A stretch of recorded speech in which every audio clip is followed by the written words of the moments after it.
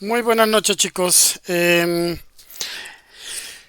día de hoy vamos a hablar un poco sobre la ingeniería social.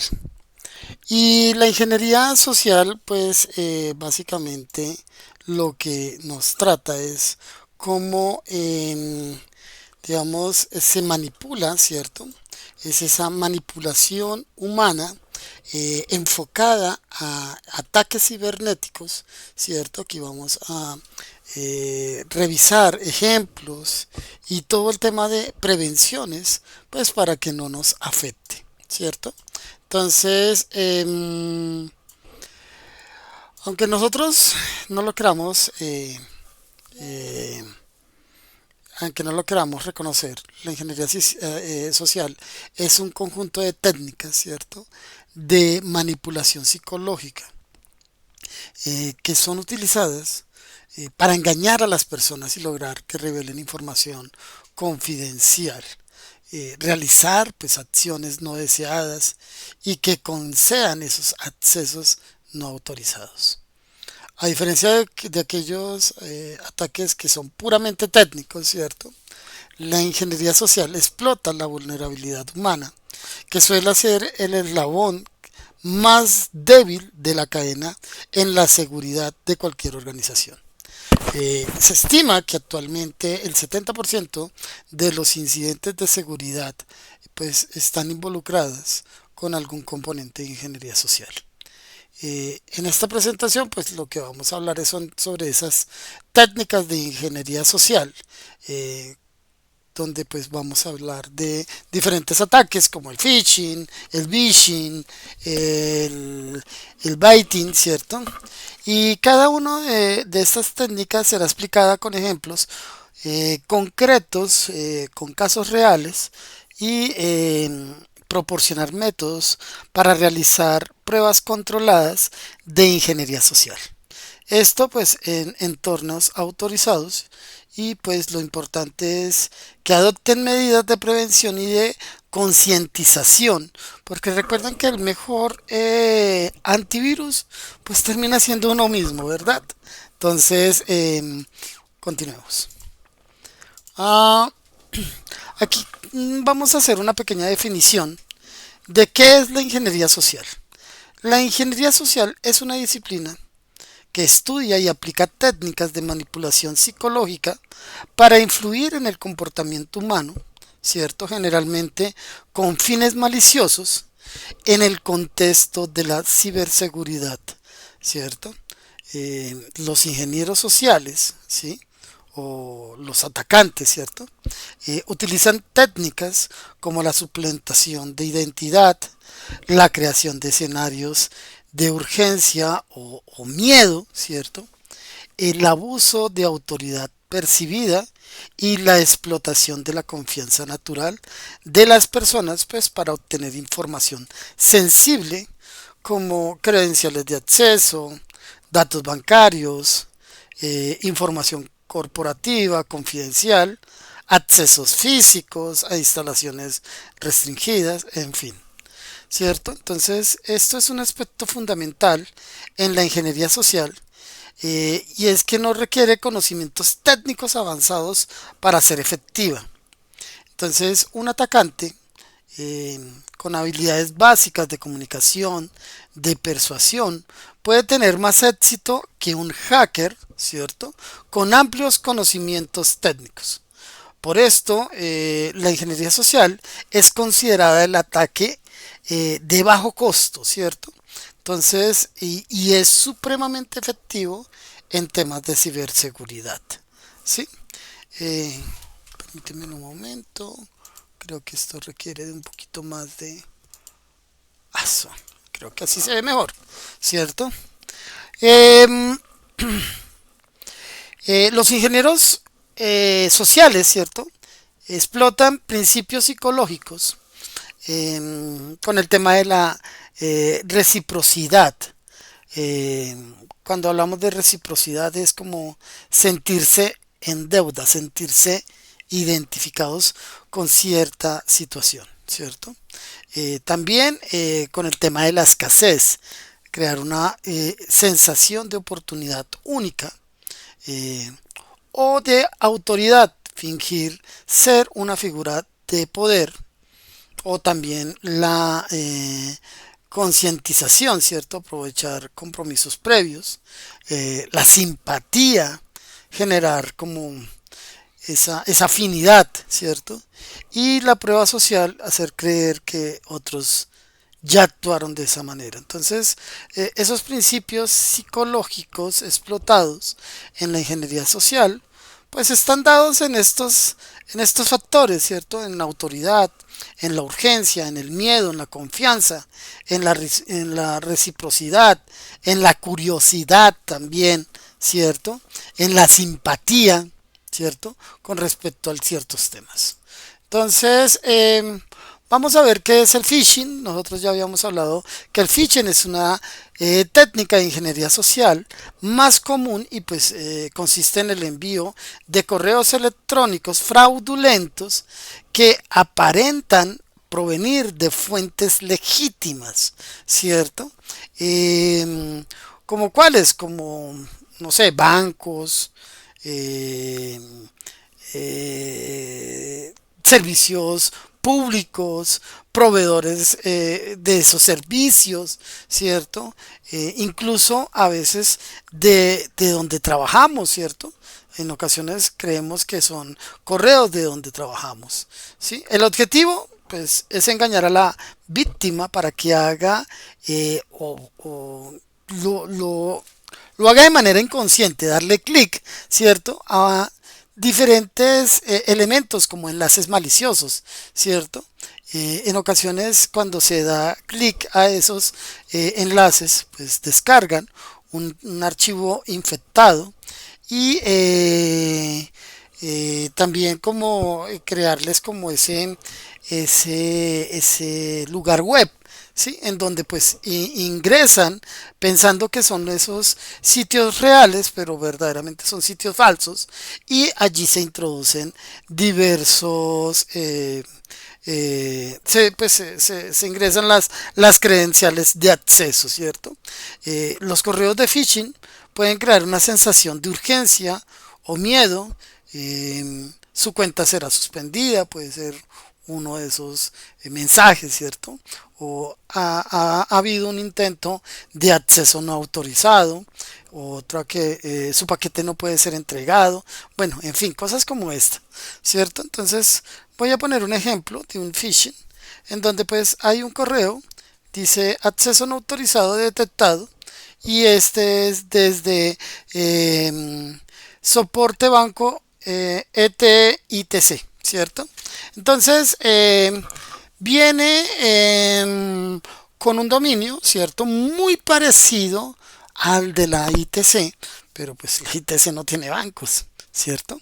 Entonces, ¿para quién? Para el correo de la víctima. Entonces, hagan de cuenta que son ustedes. Entonces nos dicen, estimado cliente, hemos detectado un inicio de sesión desde un dispositivo no reconocido en su cuenta bancaria. Entonces, dicen, por su seguridad, hemos bloqueado temporalmente el acceso para verificar la identidad y restaurar el acceso. Por favor, ingrese ante este link, ¿cierto? Para realizar el proceso dentro de las 24 horas. Si no, pues su cuenta será suspendida permanentemente, ¿cierto? Entonces uno entra como en ese miedo de, por ejemplo, si ustedes tienen un banco, ¿cierto? Y que les llegue una notificación del banco de esta manera, pues ustedes dicen, uy, algo puede estar pasando, quiero mirar a ver qué es, la curiosidad, el miedo, ¿cierto? Esa situación en donde pues ya sabemos cómo es que son las personas de reactivas y comienzan a ingresar a esto, ¿cierto? ¿Cómo realizar pruebas controladas de phishing? Pues verificando los entornos, ¿cierto?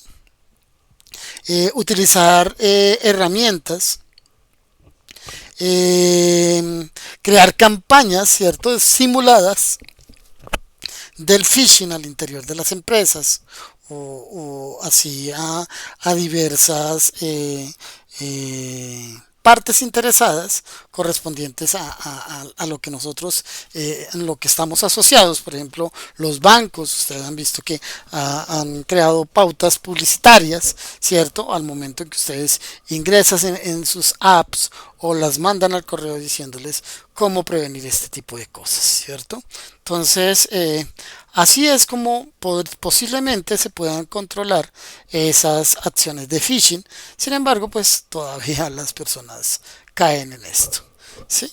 Entonces aquí vemos el spear phishing, ¿cierto? Y el spear phishing que es muy parecida al phishing, pero aquí lo que se busca es que el atacante investiga, ¿cierto? Eh, Usando inteligencias artificiales, ¿cierto? Para personalizar el mensaje y utiliza pues su nombre completo, su puesto, sus proyectos en los que trabaja, nombres de sus compañeros o clientes, incluso citas de conversaciones recientes o correos internos. Y esta lo que busca es que mediante engaño, ¿cierto? La víctima recibe un mensaje como si fuera legítimo y confiable, ¿cierto? Y es comúnmente utilizada para robar credenciales de acceso a sistemas críticos o malware, ¿cierto? Entonces, una de ellas es el asunto urgente. Mm, Transferencia pendiente del proyecto. Entonces se lo envía un director o alguien, ¿cierto? ¿Para quién? Para finanzas, empresa, y el nombre del empleado. Adjunto encontrarás la factura del proveedor, ¿cierto? Por ejemplo, en este caso que sea, no sé, Banti. Y entonces le dicen, por favor, ingrese para que vea la factura del servicio del gas, ¿cierto? Correspondiente a el periodo tal, ¿cierto? El pago debe realizarse hoy mismo para evitar suspensiones, ¿cierto? Entonces las personas entran y ya con ese miedo comienzan a, a entrar y descargar esto, ¿cierto? O el Walling, ¿cierto? La casa de ballenas. Y es una estrategia del spearfishing dirigida exclusivamente a ejecutivos, ¿cierto? Entonces son personas de alto nivel dentro de una empresa, como los CEO, los directores, en fin, ¿cierto? Estos atacantes lo que están haciendo es incluir información de la empresa, ¿cierto? De juntas directivas, de proyectos estratégicos, de conversaciones internas reales obtenidas mediante una investigación previa. Y el objetivo es que se envíen transferencias de sumas pues exorbitantes, ¿cierto? Y porque se les indica de que hay un robo de información confidencial, ¿cierto? Entonces, esto puede suceder. O el phishing, que es el voice phishing, ¿cierto? Y no sé si ustedes últimamente han recibido llamadas telefónicas en donde el atacante suplanta identidades como soporte técnico, banco, o aquellas llamadas en donde les dicen, hola, ¿cómo vas? Y entonces dice uno, ¿con quién hablo? Digo, ay, tú ya sabes. Y uno cae siempre como en esa confianza porque hay una reciprocidad, ¿cierto? Es recíproco. Bueno, es recíproco, discúlpeme. Y entonces las personas les dicen, ah, hola tío, o hola prima, o hola tal persona, ¿cierto? Y entonces la persona comienza a llevarle el hilo, ¿cierto? Y entonces creemos que ese atacante es una persona legítima, ¿cierto? Y a través de técnicas de persuasión o manipulación convencen a la persona, ¿sí? Para que de pronto o revele información o les envíen dinero, ¿cierto? Que es lo más común, ¿cierto? No, prima, imagínate que me tienen aquí detenido, yo venía en el carro, o yo venía en tal parte, o yo venía de viaje y se me presentó esto y por favor envíeme tanto dinero, ¿cierto? Entonces, a veces nosotros no validamos esta clase de información, ¿cierto? Entonces nosotros deberíamos, luego de haber terminado esa llamada, ¿sí? Llamar a la persona, venga, tú verdaderamente me llamaste de esto, ¿sí? Y entonces comienza a verificar ese tipo de información, ¿cierto? Con el objetivo de poder cerciorarse de que la situación es verdaderamente confiable o por el contrario, estas personas, las cuales nosotros confundimos, ¿cierto? En su momento pues no tenía ni idea de qué es lo que estaba pasando. ¿Sí? Entonces, esa es otra forma. ¿Sí? O aquí también tenemos el phishing, ¿cierto? Que es el phishing, pero a través de mensajes de texto, ¿cierto? Entonces el smishing es una variable del phishing que utiliza mensajes, ¿cierto? De texto como canal de atacante, ¿cierto? El mensaje suelen contener enlaces cortos como bit.li. Como estos, ¿cierto? Em, donde pues no sé si ustedes les han llegado, ¿cierto? Esos mensajes que son esos mensajes de texto que le llegan al celular y le dicen por favor ingrese a este link, ¿cierto? Entonces pongo como un ejemplo, ¿sí? Eh, una empresa de mensajería, ¿cierto? Como puede ser DHL, ¿cierto? En donde le dice su paquete DHL con guía tal no pudo ser entregado por la falta de confirmación. Actualice sus datos aquí y entonces les dejan el enlace y las personas como que intentan ingresar allí, ¿cierto? Y entonces al momento de ingresar, ¡fum! Resulta que ya con eso pueden acceder a mucha información desde sus dispositivos. ¿Cómo prevenimos esto? Pues nunca abrir enlaces de mensajes de texto no solicitados sin previa verificación, ¿cierto? Si a ustedes les llegan un mensaje de que les van a llegar un paquete, pues ustedes dicen, pero ¿paquete de qué? Si yo no he pedido nada o no me han enviado, que yo sepa, no me van a enviar nada. Entonces, ese tipo de confirmaciones son buenas, ¿cierto? Contactar directamente a la entidad, ¿cierto? Por si de pronto, si tenemos en efecto una solicitud o un pedido que nos va a llegar, pues llamar verdaderamente y comprobar ese tipo de mensajes, ¿cierto? Mm, y pues con eso nosotros cerciorarnos de que efectivamente eso sí sucede. Entonces aquí vemos otro que es el biting, ¿cierto? Y el quid pro quo, ¿cierto? El biting es una técnica que ofrece algo muy atractivo, ese es el cebo, ¿cierto? Esto es para que la víctima realice una acción que compromete su seguridad. El cebo puede ser algo físico, ¿cierto? USBs con etiquetas atractivas como confidencial, recursos humanos, bonos 2025, nómina, cosas que de pronto nos podemos encontrar en la calle, ¿cierto? O algo digital como descargas gratuitas sobre software pirata, música, películas, juegos, ¿cierto? Que es comúnmente utilizado cuando nosotros queremos utilizar un software que requerimos, ¿cierto? Al momento de nuestras actividades diarias, ¿cierto? Entonces, nosotros entramos en esa trampa, ¿cierto? Y cuando accedemos a esto, pues nuestros dispositivos son infectados, ¿cierto? Y generan un archivo de descarga que se ejecuta automáticamente, ¿cierto? un payload, ¿cierto? Malicioso y como un troyano, como un programa malicioso que permita que el atacante controle el sistema, robe nuestra información, que también se propaga en la red corporativa con el tema de los correos, ¿cierto? Entonces,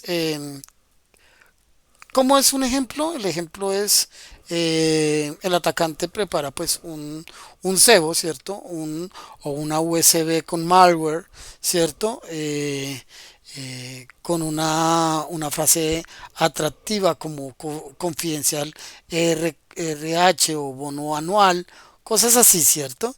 Eh, lo deja en lugares estratégicos como en el estacionamiento, en la cafetería, en la recepción, en los baños, ¿cierto? Y siempre hay alguien que es curioso y se encuentra este tipo de elementos y lo conecta en la computadora. Entonces el malware se ejecuta automáticamente, ¿cierto? Como ese autorun, ¿cierto? Que se encuentra habilitado y mediante un archivo de doble extensión, pues el atacante comienza a obtener esa información, ¿cierto? Entonces eso es una forma, ¿sí? Entonces eh, lo ideal es que nosotros no manejemos o no cojamos esos elementos y de una vez los, los trabajemos directamente en nuestras computadoras, ¿cierto? El pretesting o el tailgating, ¿cierto? Que es el acceso físico. El pretesting consiste en la creación de un escenario falso, ¿cierto? El pretexto. ¿Para qué? Para obtener información de la víctima.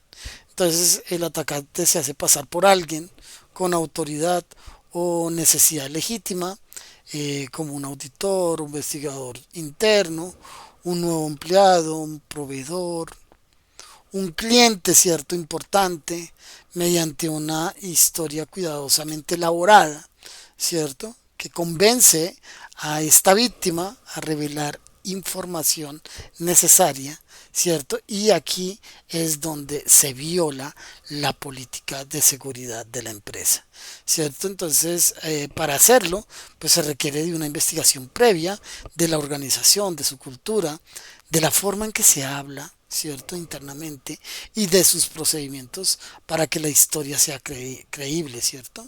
Entonces, un ejemplo puede ser, hola, soy tal persona del Departamento de Auditoría Interna, que estamos realizando, digamos, un control de acceso por el requerimiento de la Junta Directiva.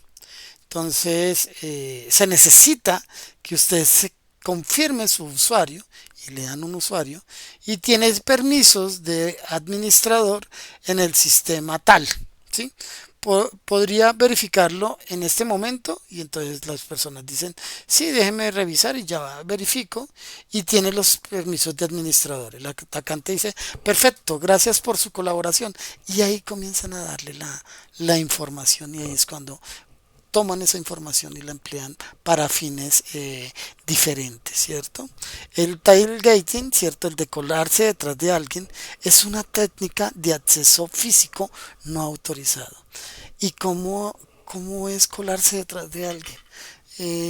Voy a poner un ejemplo, no sé si de pronto en los conjuntos residenciales ustedes han visto personas que llegan y tienen un acceso, entran, pero muy seguidamente detrás viene otra persona y se mete con esta persona, ¿cierto? Y los vigilantes piensan que esta persona está siendo autorizada por la que entró de primera, ¿cierto?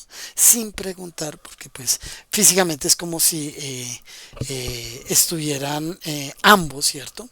O de pronto a una entidad, ¿cierto?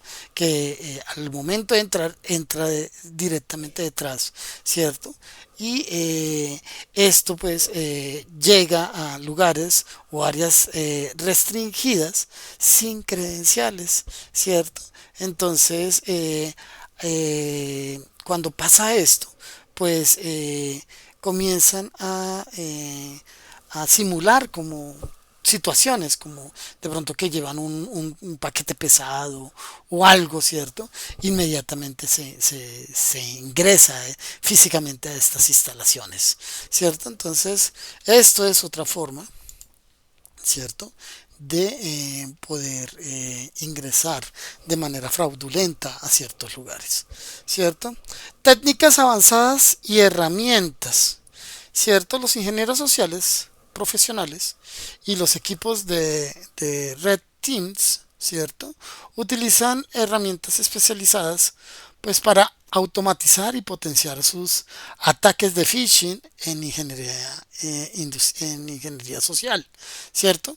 Estas herramientas permiten clonar sitios web legítimos para crear campañas personalizadas, registrar dominios similares, generar correos masivos y rastrear la interacción de las víctimas, como quién abrió el correo, quién lo hizo, quién introdujo credenciales, en fin, ¿cierto? Entonces es importante destacar que estas herramientas solo deben utilizarse en entornos autorizados con fines educativos o de concientización, ¿cierto? Nunca en actividades maliciosas. Por ejemplo, el GoPhish, ¿cierto? Que son campañas de phishing simuladas. Entonces, existen plataformas de open source para gestionar campañas de phishing simuladas, clonar páginas y generar reportes. Existe también el SET, que es herramientas de ingeniería social, ¿cierto? Como esos frameworks para ataques de phishing. Allí pues se clonan sitios, ataques por USB y vectores de ingeniería social, ¿cierto? Está también el Evil Genes 2, ¿cierto? Que son esos proxies de phishing que permiten capturar tokens y sesiones activas, incluso cuando se tienen autenticación en dos pasos, ¿cierto? El Maltego, ¿cierto? Es una herramienta de OSINT, ¿cierto? Para recolectar información de empleados, dominios, relaciones y filtrar datos para hablar de phishing, ¿cierto? Entonces, miren que allí hay una serie de ejemplos que nosotros no conocemos, pero que sí necesitamos conocer, ¿cierto? Entonces, ¿cómo realizar pruebas de ingeniería social? Las pruebas de ingeniería social deben realizarse únicamente con autorización de la empresa, ser expresamente por escrito, ¿cierto? Eh, del propietario de los sistemas, ¿cierto? Porque pues está dentro del alcance claramente definido. ¿M? Entonces, la ingeniería social incluye esa identificación de objetivos, ¿sí? ¿Qué roles o qué departamentos serán evaluados? eh, la definición de técnicas permitidas, entonces el phishing, el vishing, el acceso físico, bueno, qué sé yo. Entonces allí se aprueba cuáles son esas técnicas que se van a emplear. Establecimiento de reglas de compromiso, horarios, límites de contacto, prohibiciones de coerciones, ¿cierto? Mm, Este plan de comunicación para la víctima que identifique el ataque es fundamental para que sean controladas, ¿cierto? Y que no generen daño psicológico a los empleados y que los resultados se utilicen exclusivamente para capacitar y mejorar los procesos. Entonces, fases de prueba de la ingeniería social autorizada. Entonces, la recolección de la información pública de la organización, empleados de LinkedIn, estructura organizacional, correos filtrados, tecnologías usadas. Se hace una planificación, se definen objetivos, se definen esas técnicas, esos scripts, todas esas herramientas que en últimas se van a utilizar, ¿cierto? Y que se van a emplear en esta prueba de ingeniería social. Se empieza con el tema de la ejecución, ¿cierto? Se realizan esas pruebas controladas, esos envíos de correo, esas llamadas, esos mensajes de texto, ese ingreso de manera física, ¿cierto? Se documenta, ¿cierto? Se registra las métricas, las tasas de clics, las credenciales capturadas, la información revelada. Se genera un reporte, ¿cierto? ¿Ante quién? Ante los directivos, pues donde se manifiestan todos los hallazgos, los riesgos, las recomendaciones y esas capacitaciones que van enfocadas a, ¿cierto? Y pues ahí entonces se empiezan a hacer las capacitaciones, pues para concientizar a estas personas basados en lo que se encontró con respecto a esa, a esa prueba, ¿cierto? Cuando nosotros hablamos de mitigaciones y mejoras de pruebas, pues aquí tenemos que tener, recuerden que esos son las defensas más efectivas contra la ingeniería social y es la concientización y la capacitación continua del personal. Allí pues los empleados deben ser entrenados en reconocer esas señales de alerta comunes de ataques a ingeniería social como solicitudes no solicitadas de información confidencial, esa sensación de urgencia que siempre vienen estos mensajes o asociados a estas técnicas, ¿cierto? Esos errores gramaticales dentro del formato de comunicación, ese remitente desconocido o con dominios similares, ¿cierto? Que eso es algo que nosotros comúnmente hemos estado evidenciando. Ofertas demasiado buenas para ser verdaderas, ¿cierto? Solicitudes de acción inmediata sin verificación previa. Esa capacitación debe ser práctica, debe incluir simulacros periódicos, ¿cierto? Y eh, esa retroalimentación no debe ser penalizada, ¿cierto? Para todas las personas que de pronto cayeron en ese engaño, ¿cierto? Y que buscan entonces es entrenarlos, ¿cierto? Y fortalecerlos al interior de la empresa. Entonces, ¿qué medidas de prevención recomendadas? Pues está el multifactor y se le añade una capa adicional de seguridad, incluso si las credenciales son robadas, ¿cierto? Esa política de verificación de dos pasos, ¿cierto? Que es algo que de dos o tres pasos, dependiendo de la complejidad del, del qué,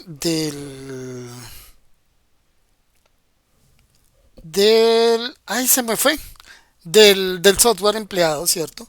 Filtros anti-phishing, soluciones de correo electrónico que detectan y bloquean esos correos maliciosos, gestión de parches como y endpoint, ¿cierto? Mantener sistemas actualizados para evitar ese malware, reporte interno, ¿cierto? Simulacros regulares y control de acceso físico, ¿cierto? Entonces, eh, por ejemplo, casos reales, el ataque a Twitter en el 2020, en donde pues los atacantes utilizaron la ingeniería social para engañar a los empleados de Twitter y obtener acceso a herramientas administrativas internas. Luego de que tomaron el control de las cuentas de alto perfil, ¿cierto? Como los de Barack Obama, los de Elon Musk, de Bill Gates, ¿cierto? Los de Apple, pues publicaron tweets fraudulentos ofreciendo duplicar bitcoins y esta estafa recaudó más de 100 millones, perdón, $100.000 en menos de una hora, ¿cierto? Entonces, miren cómo esto puede ser pues bastante complejo. ¿M? El robo de la documentación de Sony, ¿cierto? Que fue otro. The Pictures 2014, en donde los atacantes enviaron correos de phishing personalizados a los ejecutivos de Sony, haciéndose pasar por ejecutivos de Apple. Los correos contenían malware y se propagó por toda la red, robó terabytes de datos confidenciales, correos internos, información de empleados, películas no estrenadas, y pues esto causó daños millonarios. ¿Cierto? Entonces, básicamente vean que este tipo de situaciones se presentan y debemos reconocerlas, pues, para precisamente no caer en ellas, ¿cierto? El factor común de todo esto es que primero hay que concientizar a las personas que este tipo de situaciones pueden presentarse y cómo nosotros podríamos evitar ese tipo de exposición, porque eso pues impacta directamente sobre la empresa o sobre lo que estemos desarrollando. Entonces ahí básicamente y claramente nosotros debemos ser muy directos, ¿cierto? Con respecto a eso. Entonces, eh, chicos, eso era básicamente lo que quería hablarles. Agradecerles por su conexión. ¿Listo? Muchas gracias y vamos a hacer una pausa y vamos a debatir un poco.